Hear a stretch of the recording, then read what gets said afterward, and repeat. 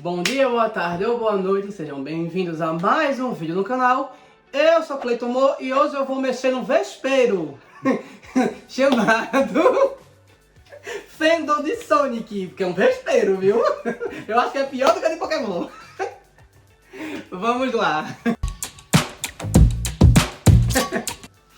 Então, eu vou falar do Sonic Frontiers, eu vou falar as expressões que eu tive dos jogos dele recentemente e as referências mitológicas que eu encontrei no jogo.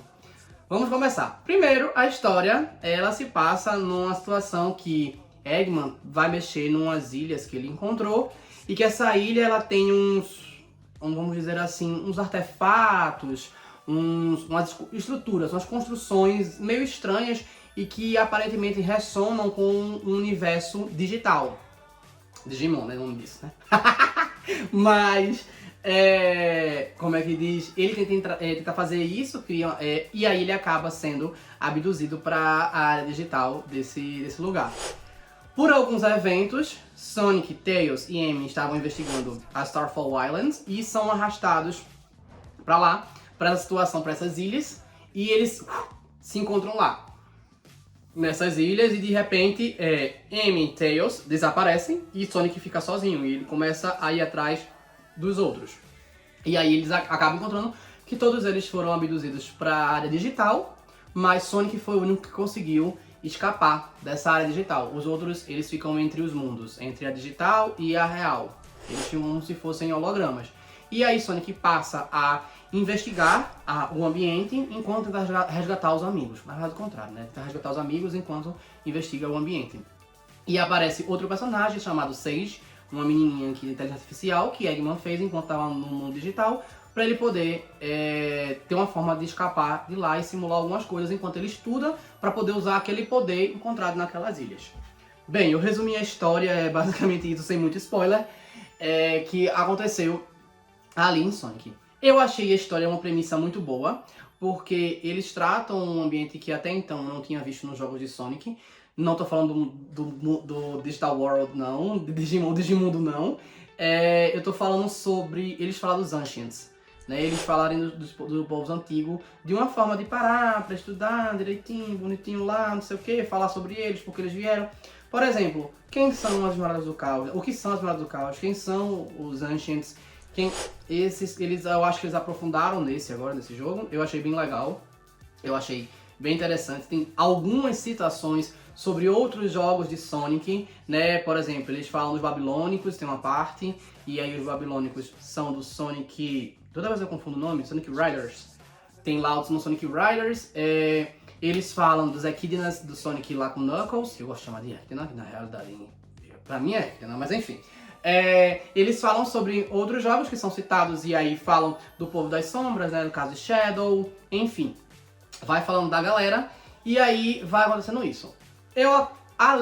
O jogo em si, ele vai trazer alguns conceitos legais. Primeiro, nos próprios mapas, eles têm nomes de divindades gregas. A gente tem Cronos, a gente tem Rhea, a gente tem Urano e a gente tem Ares e Caos. A maior parte dessas áreas, elas têm uma referência específica para esses deuses. No caso de Caos, alguns consideram como uma força divina, outros como uma força primordial, outros como ambiente, não necessariamente uma divindade. Mas aí é trazido dessa forma, porque na Ilha Cronos, basicamente você está estudando o passado, uma relação, alguma coisa, porque é o deus do tempo. Em Ares, a parte estudada é uma parte da batalha que os Ancients sofreram, né? E aí é porque Ares é o deus da guerra. Em Rhea é uma deusa materna, uma deusa que, enfim, é uma deusa de maternidade, que deu origem a muitos deuses, é uma deusa muito primordial. E aí, que é a mitologia grega, tudo isso, obviamente. Que aí é nessa história que se conta a história mais profundamente. É uma deusa primordial. Em Urano é onde acontece o ápice da coisa, que é um deus paterno. É um deus paterno que fecundou Gaia para poder ter os filhos, não é isso? E Cronos é o marido de Rhea. Ou é o contrário? Eu acabo se confundindo, mas eu acho que é Urano realmente, que é o pai de Rhea, e Cronos que é o marido de Rhea. Isso mesmo. Enfim, e aí isso é trazido no jogo, e só faltou Caos. Caos, como o nome já diz, é caótico. Eu acho que das ilhas é a mais caótica mesmo, é um pouco complicado de andar ali. E que parte sobre algum tipo de conclusão, de alguma coisa ali pra você ter uma noçãozinha melhor. Os titãs, eles são trazidos e recebem esses nomes de titãs, talvez também, provavelmente, é uma referência à mitologia grega, né? Os titãs, enfim, que foram criados no começo, as titânides, inclusive, se não me engano, Rhea é considerada uma titanide, que é a fêmea do titã, né? E aí fala sobre os titãs, que a priori você acha que é seu inimigo. Depois vai descobrindo que eles têm uns motivos por trás e tal, que isso fala também sobre a ocupação de vários povos, da ocupação da Grécia por vários povos. Esse negócio de que os titãs eles foram trazidos como divindades, depois eles são tirados como divindade, depois eles voltam como divindades, aí separam, uns se mantêm como divindade, outros são isolados, e aí tem essa separação. E aí, esse questionamento da mitologia grega, que traz de lá, de cá, de vai, de volta, de vem, vai, é trazido por essa parte do conceito de titã, que eu também achei bem legal. Mas além da mitologia grega, existiam as referências celtas lá.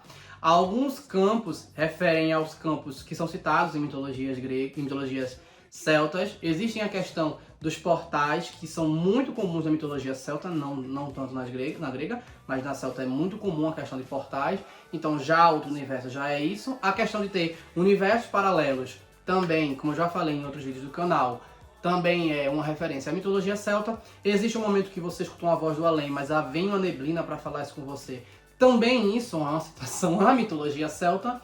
Então ali eles mesclam a mitologia celta com a grega em alguns pontos, que houve esse contato de alguma forma em algum momento realmente da ocupação celta, já que ele foi tão ampla, com os gregos ali, e teve essa troca. Existe uma história muito boa que acontece ali naquela região, que não sabe nem quem é o autor, que é maravilhosa, e depois eu faço um vídeo no canal. Mas enfim, que eu achei muito legal esses contextos trazidos, tanto da mitologia celta quanto da mitologia grega, trazidos em Sonic.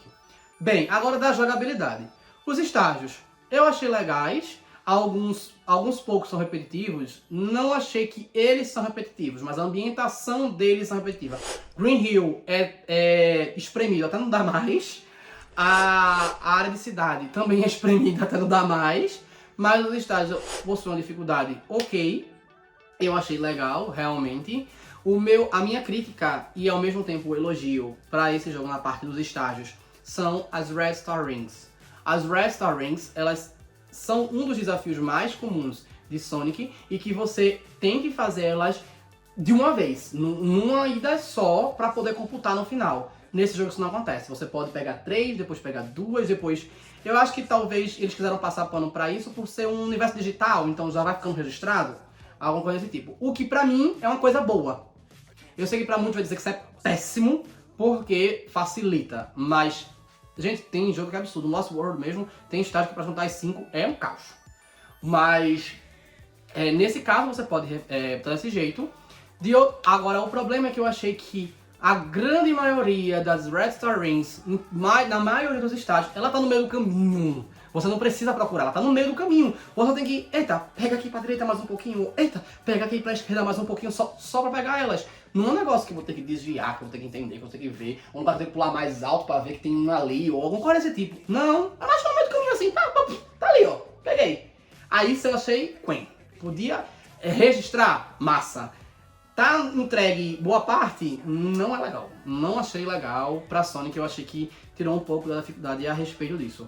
Mas as batalhas são interessantes, a progressão de Sonic, a skill tree de Sonic é boa, as outras coisas são boas, então eu considero que foi um jogo legal. Provavelmente a galera vai vir criticar, pode criticar. Até porque, por exemplo, eu gosto muito do Forces, gosto muito da história, da brecha de roteiro que tinha, e eles conseguiram colocar, que era um burrice de Eggman, não juntar os vilões pra atacar Sonic, não tinha por que não fazer isso. Como é que diz? Entre outras coisas que eu gosto muito do Forces e a galera critica. Mas, é como eu falei, essa Fandom é um vespeiro. Se faz uma coisa igual ao passado, nossa, é mais do mesmo. Se faz diferente, nossa, podia ser mais igual antes, né? Ninguém nunca tá satisfeito. Então, assim, não tem muito o que fazer. Eu gostei muito desse jogo, não dá pra dar 10. Eu joguei no Switch, então tem uma coisa também pra falar. Às vezes, eu não sou esse negócio de, não, tem que ter um gráfico lá na casa, sabe? Maravilhoso. Não, mas, como é um jogo rápido, algumas vezes... fica ruim porque demora pra plotar no Switch. Então, nesse ponto, eu acho que no PlayStation 4 ou em outro console deve até funcionar de forma melhor, pelo que eu vi dos comparativos na internet. E aí dá uma leve atrapalhada, mas nada que me impossibilite de jogar ou me tire a experiência de jogar. Então, realmente tem essa questão, pra quem se importa muito é um problema, pra mim não foi, como eu tô dizendo, só aquele negócio de... é uma pedrinha no sapato, vamos dizer assim, em alguns pontos específicos, não na maioria deles. Os estádios mesmo, tipo, não tem diferença nenhuma, não interfere em nada pra mim. Enfim, é isso, eu espero que tenham gostado. Curtam, comentem, compartilhem, se inscrevam no canal e comentem o que vocês acharam do jogo. Valeu!